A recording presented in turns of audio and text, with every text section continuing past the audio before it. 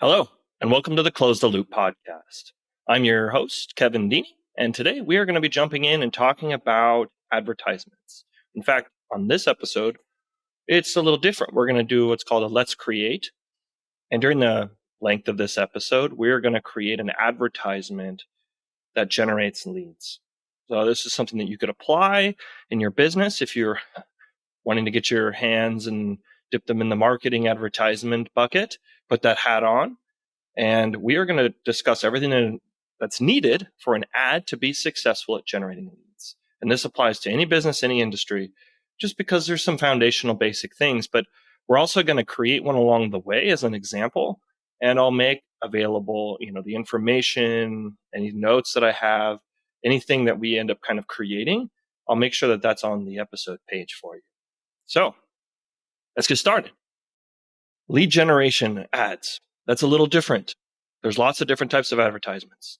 There's advertisements that are going to be built to bring to awareness to customers, to future customers, that your company exists, that, help them become aware that there's a problem. Like how does someone really know that they need your service? How do they even know that you as a company are able to provide such a service?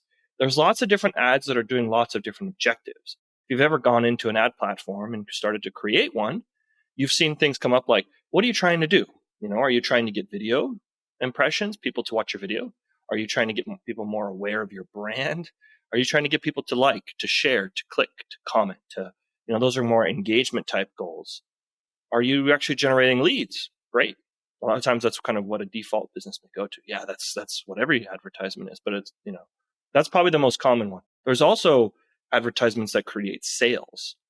Sometimes it's more associated with e-commerce because it's a little bit easier to track. But any business can link their sales to the ad that brought it.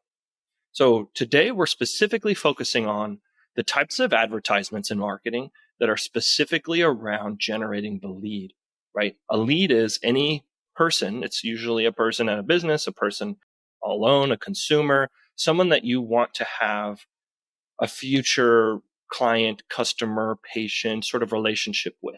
They're not paying you yet, but you'd like them to. Maybe you are paying them, but you'd like them to pay you more. So the lead is that they haven't paid you yet. It's that first interaction and touch with the consumer, generally real time, right? Either a phone call, a chat, back and forth over an email, possibly. But most businesses are trying to get things moved along as fast as they can. Agility, right? The faster you can speed up the sale, that's the sales agility, sales acceleration, the more deals you can have. Your calendar might be busting with leads, but is it busting with sales, right? So this is for the businesses, for someone, a marketer, an owner, someone to consider, how am I going to get more leads? Now, if you've put leads in the top of your sales funnel, right? Hopefully at the bottom, you're turning them into sales. So that process we're not going to go into. We're going to specifically focus on how we get that ad made, that ad to be successful, so that your marketing budget around this type of activity that you're trying to, this goal you have, this objective, that it becomes successful. So how could we make the best possible, most successful, most effective lead generation advertisement? That's what we're going to talk about. That's what we're going to do.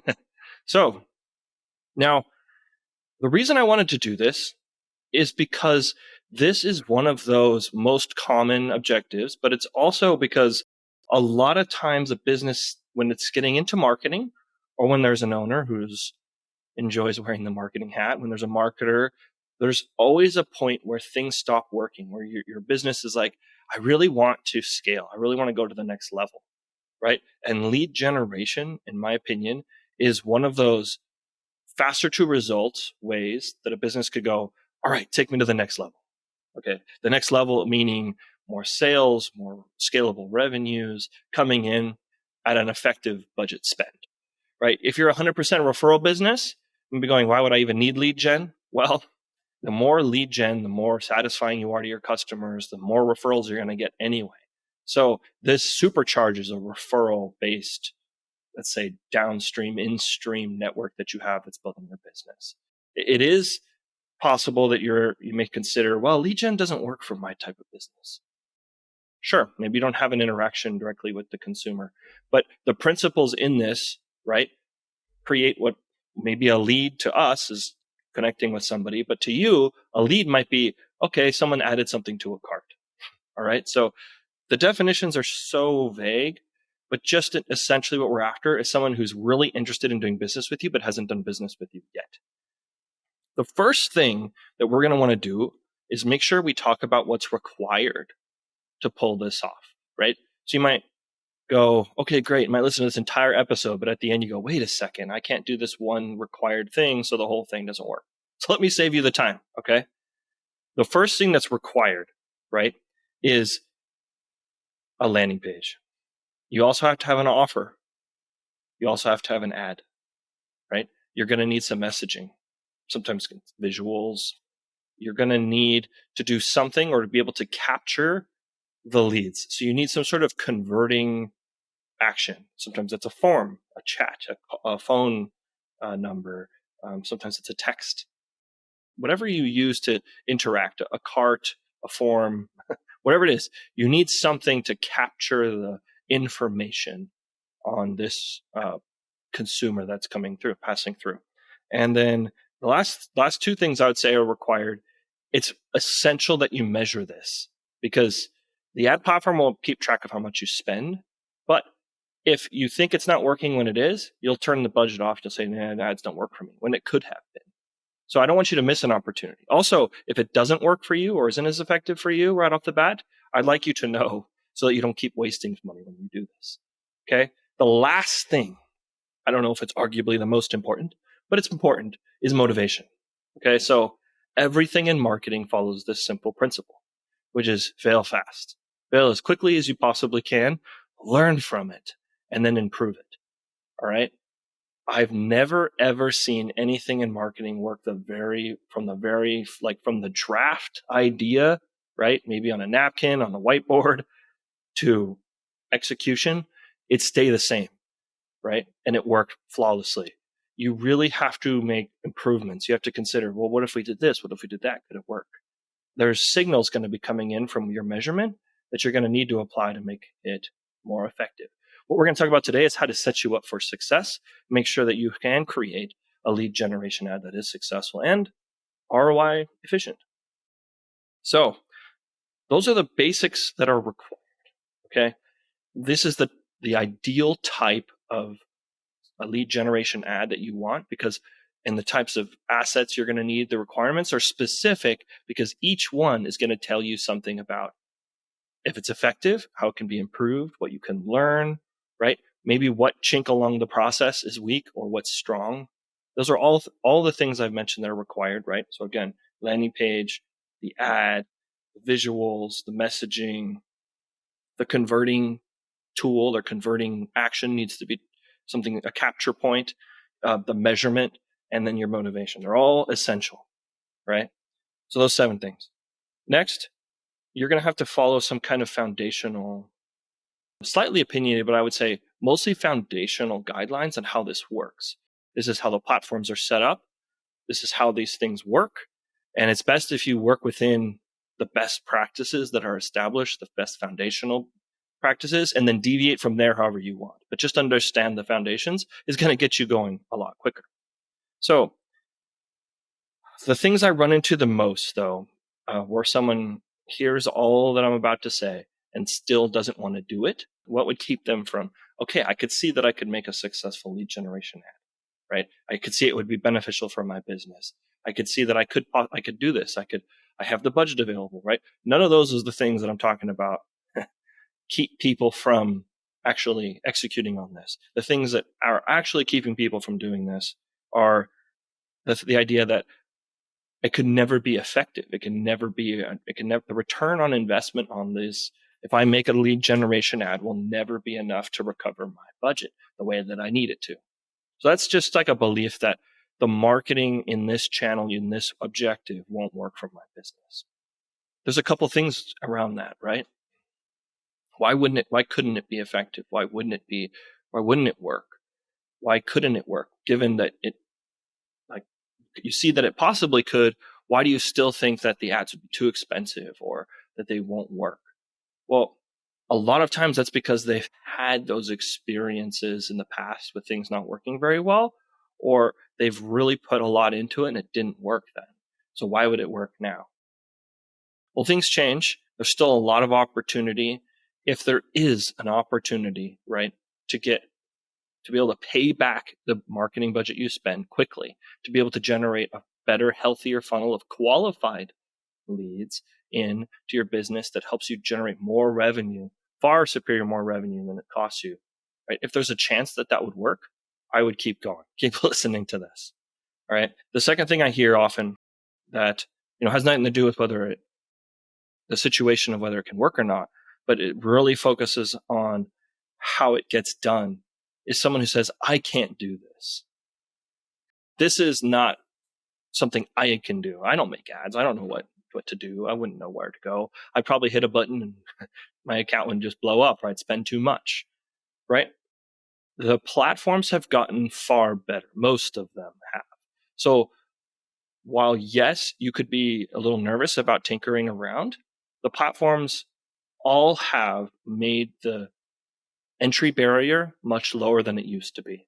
So if you have this feeling of looking at an ad platform and going, oh man, that's not for me. I could never do that. That's crazy. That's way too much, or I don't have the time for that. I would say a couple hours, right? That sounds like an investment. It is, but a couple hours is really all it takes now. You could do it. There's lots of videos.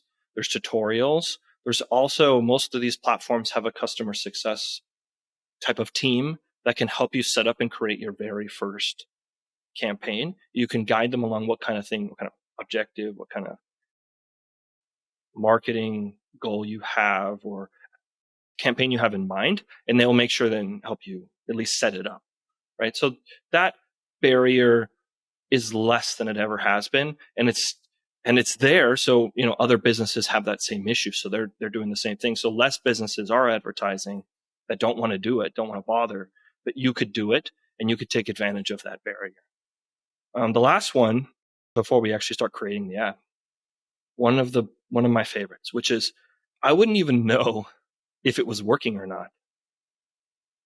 That's a great one. That's why we want to make sure measurement is one of our required parts of setting all this ad stuff up. And by measurement, I mean, okay, you turned on the ad and the ad platform is going to say, okay, you bid this much, or you spent this much money, and this is the results you got. Those metrics, that bits of data within the platform is going to be sort of self-explanatory. It's just, okay, well, great. The ad platform said I did this, but what happened in in your platforms, in your CRMs? What happened with your team who took the calls? It says you got 10 leads. Did you actually get 10 leads? Were they qualified? Were they a fit? Were they interested? Were they people that you could do business with, right? Was there something wrong in the process? Each of the points along the way you're going to want to measure. And so without getting too deep into a consumer journey, you basically want to go, okay, draw a circle on one side of a piece of paper and draw a circle on the other side. And on the one on the left side, you're going to write, you're going to write ad. And then on the far right, you're going to write sale. And then you're going to put like a hash or a line or something and plot out what has to happen between the ad and the sale for you to know. And then each of those points that you plotted down, just make sure you're tracking and measuring each point. I assume most of them are being done. A lot of businesses are tracking, the major points. But anything else that's important along the way in there, make sure that you're tracking it, measuring, and you have something in place to track it. Someone lands on your webpage, on your landing page. How are you going to know that they got there from the ad? Right? Website analytics, like Google Analytics, is how you would measure that. Right? How they, at the converting point, if it's a form, a chat, a call, a text, whatever it is, right? An in-person visit, make sure that if that's, wherever that is, that has also, you write down, here's how I'm measuring that. And that's just how you kind of cover your measurement. And to go over that as simply as I can. Now, we've gone over what's required. And the last thing here I want to mention is the silver bullet idea. Is there a single way, as I'm sure we've all seen lots of Facebook ads that make this claim, or maybe a YouTube ad or an ad on TV or whatever, that if you download this template, if you do these things, you're guaranteed, 8x, 4x ROI, 10x, 100x ROI to double your business in 4 months or something, right? Is there a silver bullet template idea that works, right? Is what I'm about to share with you the silver bullet way? The great thing about this question is that I could say very simply, no, there's no silver bullet. But that's where you have to kind of take something and make it your own, right? Is there a silver bullet way that anyone else could apply to your business and it would just work perfectly out of the gate? No, it doesn't work that way. You have to take these templates, these ideas, these blueprints, these ideas, like the let's create like I'm doing today. And you have to take those and go, okay, well, how would I apply this to my business, right? You have to make that transition. And that's because every business, no matter how similar they are, has a little bit of a different value proposition, a little bit different niche audience. Geographically, it may be price points, it may be how they deliver. You have to really consider your business. And so that's why the silver bullet idea just doesn't work. So if there's no silver bullet idea, why are you listening to this? It's because you want to be able to take what I'm about to give you and use it and apply it to your business, and it will work. And I'm not making the promises of like 100x ROI or some crazy outlandish thing. I'll just tell you that it will unlock an opportunity that you can then keep pushing along. I have campaigns that have been running for almost 5 years now. The same campaign I started 5 years ago. How could that still work? How could it be so successful? It's paying us back quickly. It has a high ROI return. It's performing without a whole lot of hand holding and touching and editing and reinforcing. It's basically just on and going constantly at a very effective way. A very effective rate, doesn't require a whole lot of input. It's fantastic. So how could you have something like that is how I want to set you up today. So let's jump into it. Here's what you want to do first. The first thing you want to do is, again, this is going to be easier if you write it down, right? You got to understand your audience. That's first. You do that before anything else, because the better you understand your audience in these in these parameters that I'll provide for you, the better you'll know, okay, well, what are we going to offer them? Right? What's the message going to be? What kind of ad are we going for? What are my expectations around this? What could I see as far as return? The whole thing will be answered simply by understanding your audience better. So by audience, I'm talking about, at the end of the day, the leads that you want. Sometimes it's called an ICP, right? And I'm not talking about the band, the Insane Clown Posse. I'm talking about the ideal customer profile. Who is that customer that you would really like to have more than any other? And for this example, remember, I'm going to teach you the principle and then I'll use an example, right? So the principle is focus on your audience, okay, and understand them better. Now here's an example. I picked, and I have my notes right here in front of me. So I picked a residential plumber as my example. If I'm a residential plumbing company, right? And the type of audience that I really want is someone obviously I'm residential, so I need a homeowner, okay? I need someone with some expendable income. So I'm probably looking at ideally around 35 plus, maybe 35 to 55, somewhere in that range. I'm also looking for people who own, like, not just are in a house, but they may own or have some decision-making capability, right? That way they can be the ones who say, yes, do this repair or do this fix or let me upgrade or get me a new whatever it is. Okay. So we also are kind of interested in the type of customer that is knowledgeable enough to know what they may need or know that they need a plumber, right? Know that the issue is related to that, but they also are unwilling to do the work entirely themselves. Like, we're not looking for another plumber who lives at a home. We're kind of looking, maybe that they're in that, maybe they would call, but we're looking for the ideal audience. And part of that ideal audience is people who would really want a plumber.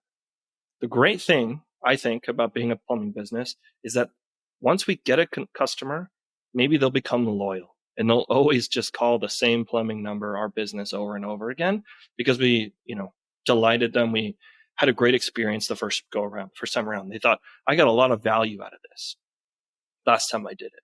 So that's why, to me, it's very important to try to get a consumer that's loyal. So a loyal customer is another aspect I'd be looking for. Finally, they are going to need to be available. So by that, I mean, if I'm a plumbing business. If the more availability they have to get me on to their calendar to be able to do the job, to do the project, whatever it is, the better. And so availability is another point of requirement, I would say, and the type of ideal customer, ideal audience that I'm looking for. I'm kind of on the assumption that the average deal size here is probably going to be 500 plus that I'm hoping to achieve, because that way, if I can get leads for, us considerably less, then I can get a good ROI out of it. So that's kind of what I'm reversing from. Okay, I'm going to make 500 on an average job, right? So how do I make a campaign, a marketing campaign, given the margin you're working with, very much a high return, right? How can I make this something where I go, oh yeah, I'll do this all day. If I'm putting $1 in and I'm getting $3 or $4 back, whatever it is, I would do that all day. Whatever that scenario is, that's what I'm after. So for me, I'm saying, okay, if I'm estimating about 500 a job, and let's say I have like 50% margin, so I need at least 250 to break even on spend per sale. And let's say I don't know, a third of the time I make the sale. So that means I need to make leads for 250, divided by 3. I basically need like less than $85 leads. So I've like to be able to just break even on this, right away. So that's what I'm after. I have my kind of metrics in mind. I have my audience in mind already from this.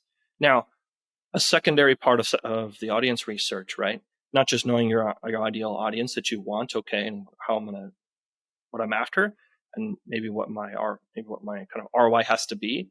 But now it's okay. Now what's my offer?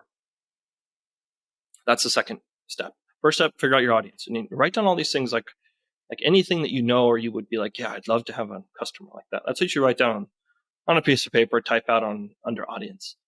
And what do you figure out for your offer, right? If you're a plumbing business, you know way better than me. Whatever your business is, you're going to know it really well. But the types of offers you want that work the best for lead generation have something called a tripwire effect, which is you get someone in for a low price, right? Something that requires less trust because it's lower priced. Something that the consumer is higher realized value, perceived value, and is something that you can deliver, right, without a whole lot of cost. So we're talking higher margins on delivery for you, lower cost to the consumer, high value to the consumer. So boom, boom, boom. What offers do you have that look or sound like that? So I don't know the plumbing business super well, but I can do my research, right? So what I did is I started Googling plumbing repair, plumbing stuff like that, keywords, just to see what's there. I arrived at, let's say, a handful of some services offerings that I wrote down, right? So the things that I found were kitchen related fixes, right? Kitchen sinks and stuff, or anything to do with refrigerators and stuff like that. So then I had bathroom stuff like showers and tubs and toilets. There's also like appliance, maybe like faucets, water heaters, laundry, things like that. And then I found emergency, right? Leaks, stuff like anything that's sort of in the emergency section. And then last I had what I would call sort of like upkeep maintenance, which was like installations, gas installation, things like that, maybe new move-ins, and then drains and clogs. So I had all these offerings that I consider, okay, this is the stuff that plumbers do. These are the things that they offer. All right. So then I went and looked up, okay, well, how much do these things typically cost? Now, the two things that stood out to me, one was the drain and clogs, because that's a lower cost, right? I saw some things even just when I was searching for it that was something like $45, $100, $200, quick, fast, get your drains, unclogged. Those types of sort of, to me, maybe lower cost, get it in the door types of situations. Establish that you're a good plumber, a good business, and then you earn their loyalty in the future. Great, right? That's why I like that idea of the drain and clog. However, there was another one that stood out to me, which is appliance. And that was because there was water heaters.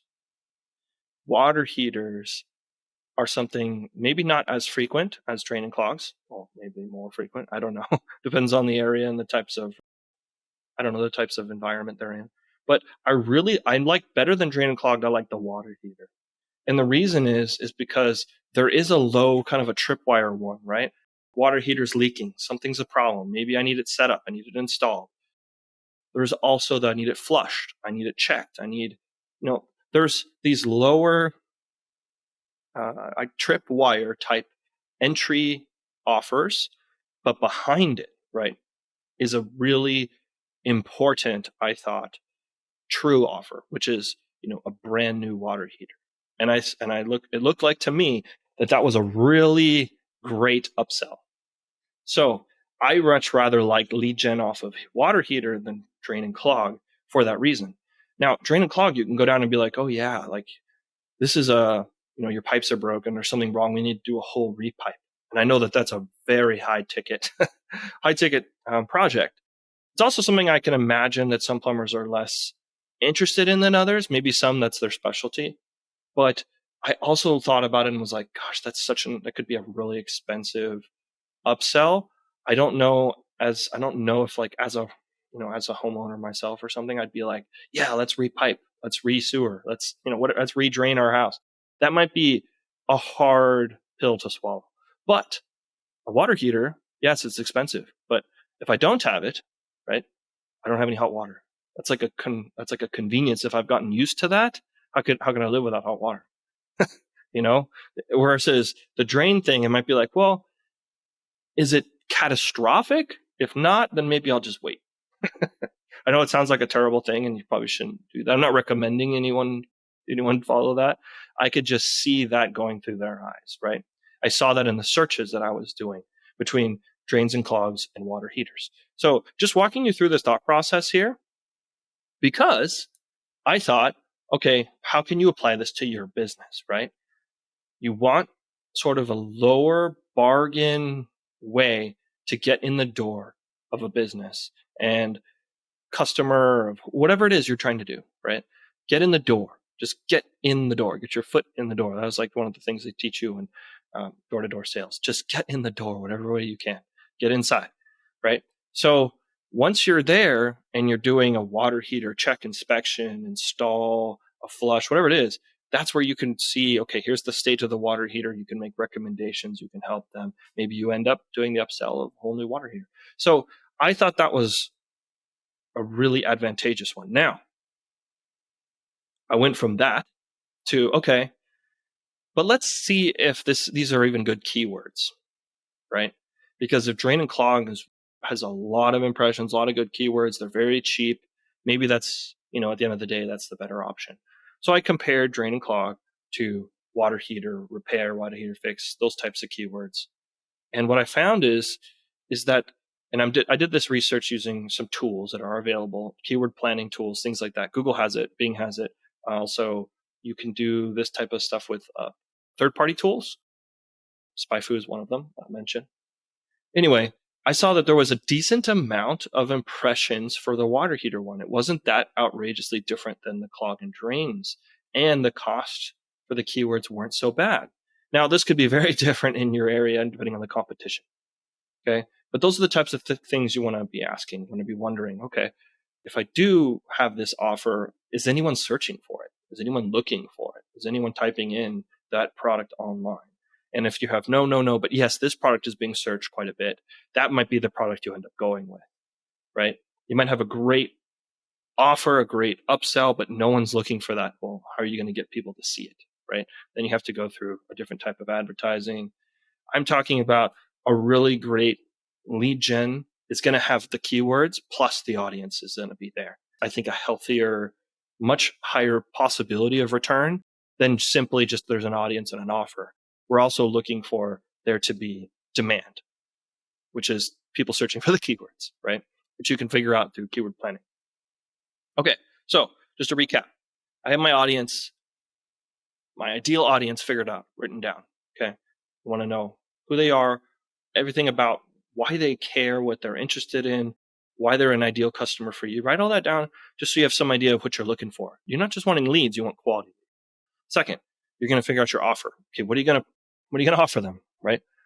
What is interesting to them? What would be a great thing, product, service to offer them to get them in the door? What's an incentive or something you can do to make it really ideal to your ideal customer? Okay, so you got your audience and your offer nailed. Now, the last thing is to start building all this and start taking, okay, here's my audience, here's my offer. You're going to start this is where you bring it together. That's where you build. Now, the first thing you build is your messaging, which is going to be your landing page. Your messaging is going to show up on your landing page, a page, you're not just building a page or whatever. You've got to build a page that narrows in on the messaging. So the messaging is probably the hardest part, unfortunately. And that's where it's going to be tough.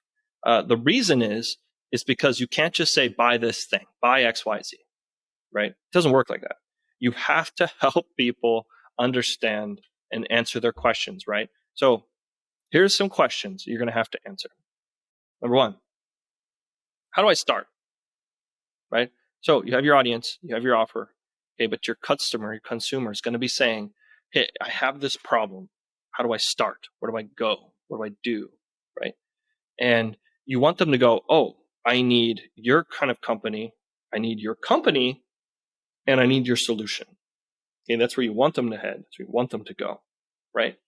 Now, the keyword may tell you, like, for instance, for the water heater one, a lot of what people type in is water heater repair near me. So they're not typing in plumber near me.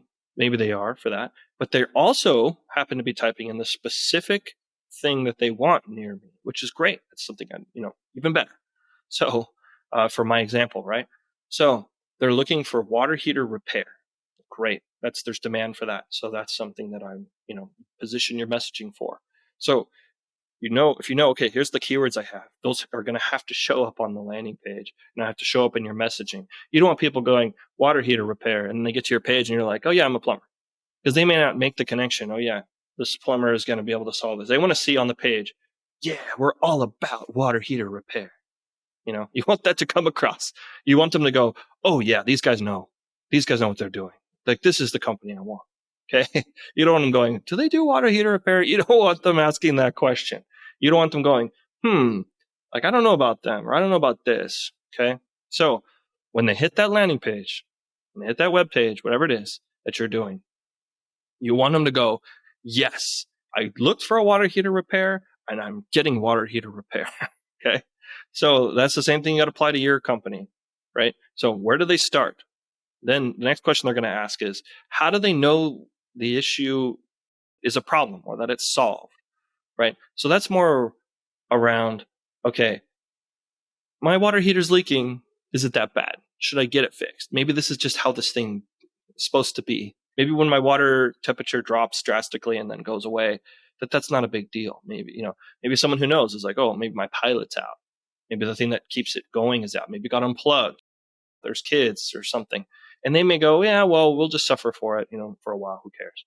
So how are they going to know that it's a problem? How are they going to know when it's solved, what it should look like, what the after should be?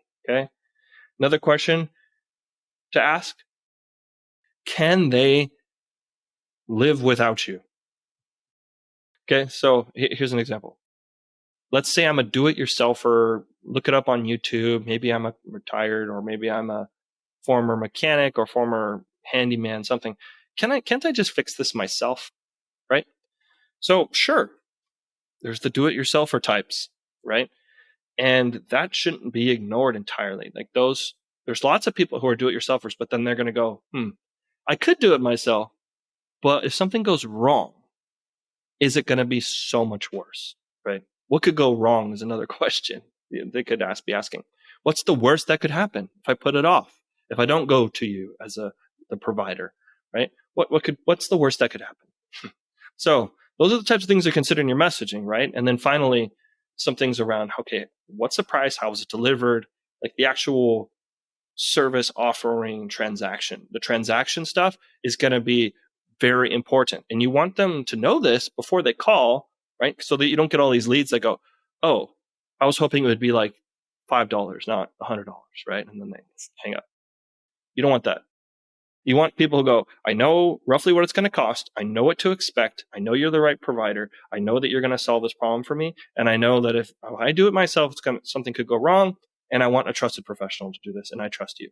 That's literally the thoughts you want in their head when they go to convert into a lead. And then you have the greatest leads. Okay. If you're a marketer, you know how great it is to be able to have leads that people rave about. So that's what you're after. Okay, and you do that by making sure that your web pages, your landing page, whatever, informs them on all these things that are so important to the consumer, so they're not wondering, oh crud, I'm not going to find out the price till I call. That sucks. I don't know if there's just a fee to get them out here. I don't know, if there's other costs to doing business. Oh, you only take one type of insurance. Bummer. Now I can't do it. Right? You want everything crystal clear before they call, before they convert, before they, get to that point.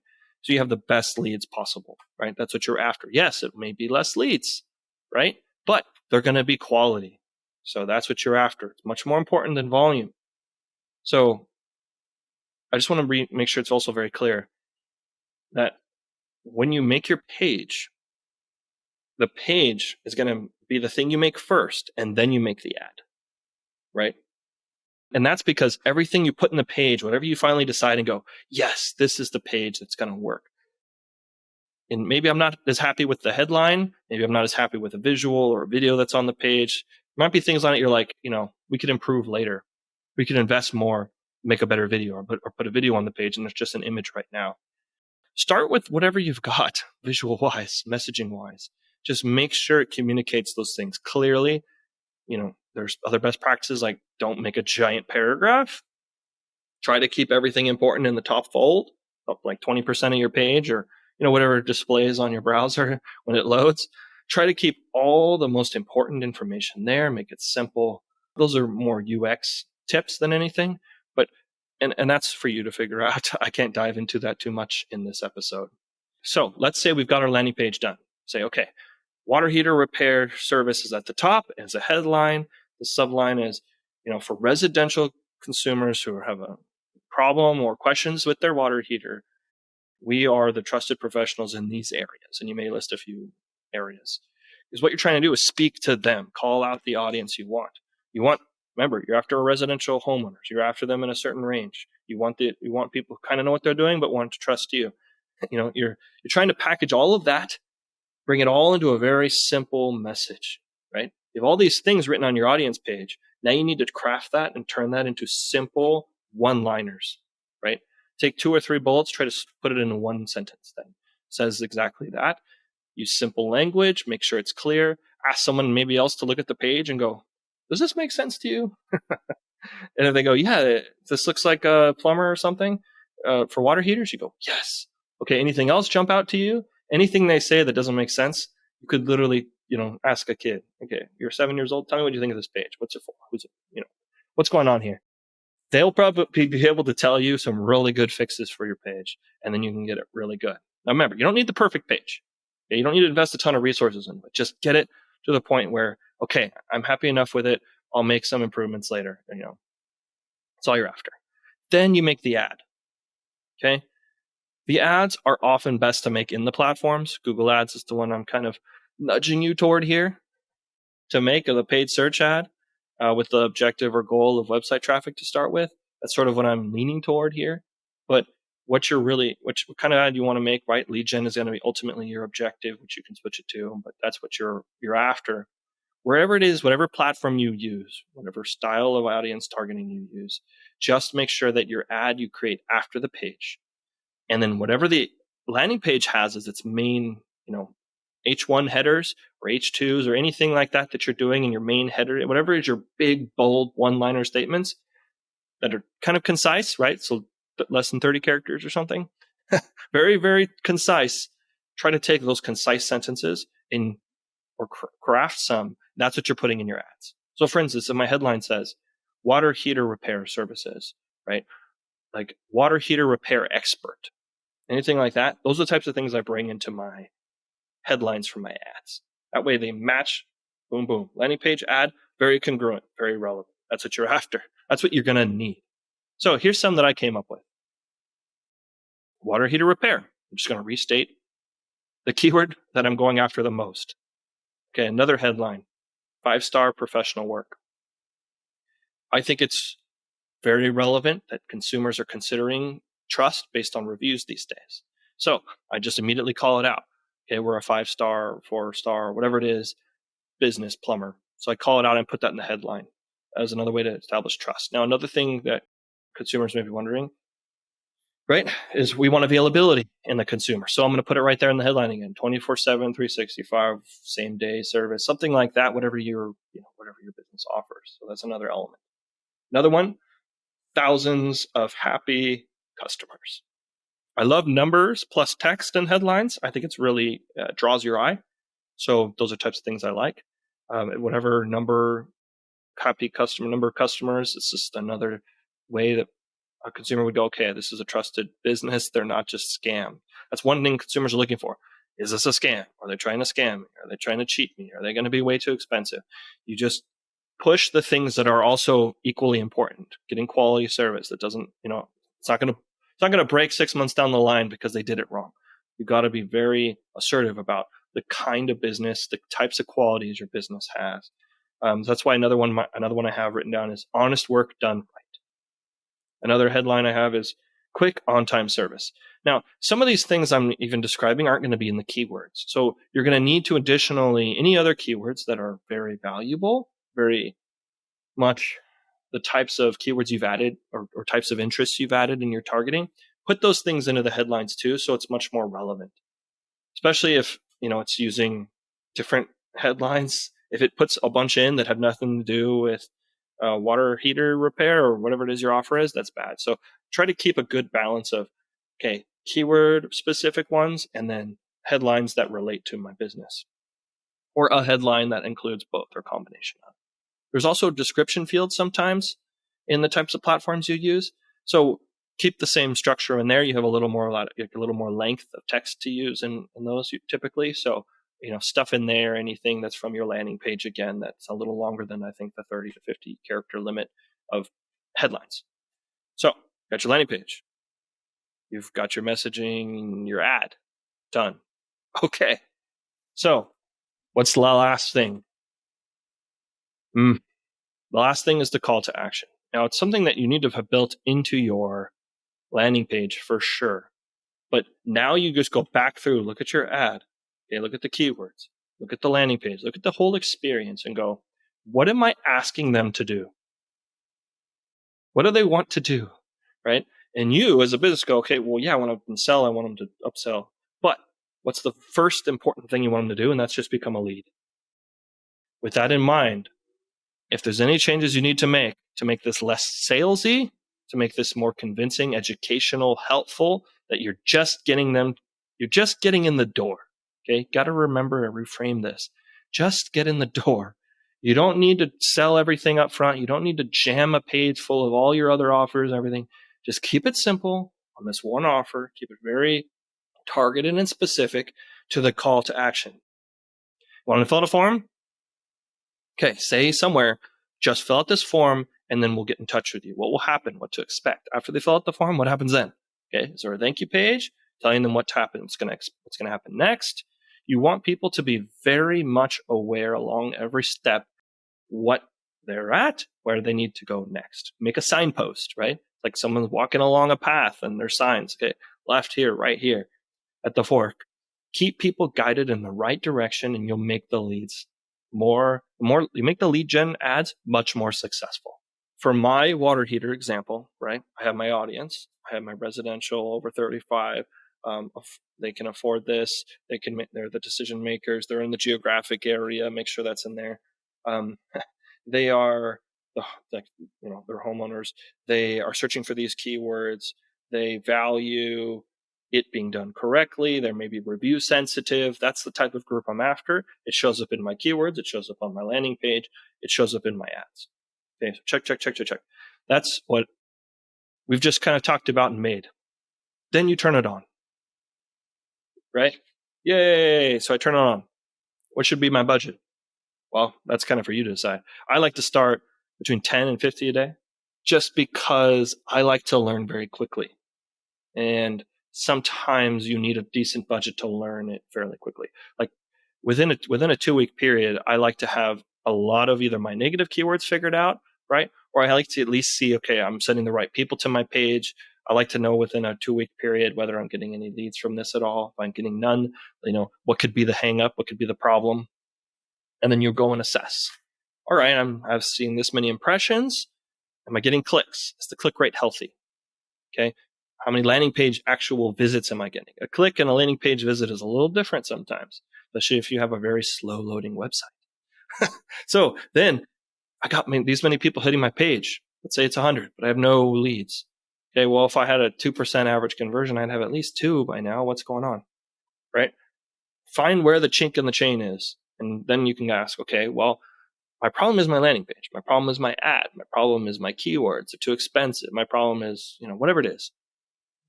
And you could determine, okay, whatever point along the path is not at the rate of success that I need it to be, then I've got a problem. So things like, okay, my click rate's below 2%. Okay, maybe the click is wrong, or the ad is off, or the keywords are off. So check that. Test things there. Okay, I'm getting this many visits to my page. Is it close enough to the click to be roughly the same, or is it like drastically lower than the clicks? Okay, then maybe there's a page issue. Am I sending people to the right page? Things like that.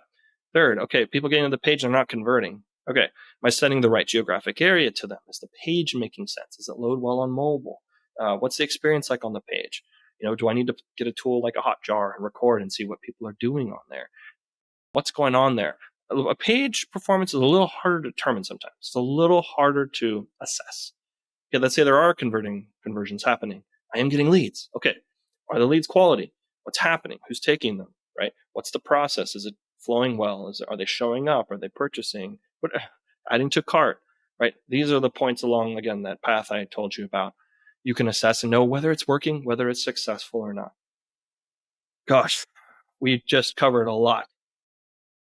So your brain's stuffed. Your brain's full. You could use this to craft a successful lead generation ad. You could do it. A business owner can do this. A few hours, you could set this up, right? Maybe it'll take you more than a few hours, depending on, how if you have a page ready, or if you need to go, get some graphics, some elements, throw this together. A paid search ad is really much lower resource requirement. You don't need to make any visuals for the ad itself. They're text ads. And then you've got your campaign going, right? Let's see you find success in it. Great. Okay, it's working. All right. Can you increase the budget? Can you expand this somehow? Can you widen the geographic area? Do you have more locations you can test this with? Really scope this down and plan this out, and wow, this is working. Now I can, bump it up. Maybe, okay, I got it working for water heaters. Let's try drains and clogs next. Move around your product spoke and figure out, okay, let's try other products. Let's try other ideas. Let's target different types of audiences. Okay, I'm finding a lot of success with elderly senior citizens. I'm doing really well with realtors, helping me get in the door. Whatever it is you're learning from your sales process, reapply it back to marketing. That's all. That's as many tips as I can give you to be as helpful as I can to help you be the most successful you can be with advertisements that are centered around generating leads. You could do it. You've got this. Focus on what's important, right? Just keep things simple. You got this. If you need help, reach out. I'm on LinkedIn. We also do consulting currently for digital marketing. If you're, just want a second pair of eyes to look at how your campaigns are set up. Maybe you don't trust that something's working as well as it could. there's no hard rule on things have to work a certain way. Things can be improved. Things could be restarted. There's a lot of opportunity here. So thank you so much for listening. I hope that you've figured out what's required to do this, you've gotten the recommendations we put out there to make your audience, your offer, your messaging, your pages, your assets really successful, the best they could be. And then at least by the end of the day, you've got a little more confidence that this could work for you and your business. So get out there, take a chance at it. And, if you need any help, just ping me, let me know, or, ask around, ask others to see if you could learn anything from them. So I really appreciate your time and listening to this episode. Again, this is the Close the Loop podcast, and we've just created a hopefully successful lead generation advertisement. Thank you for listening.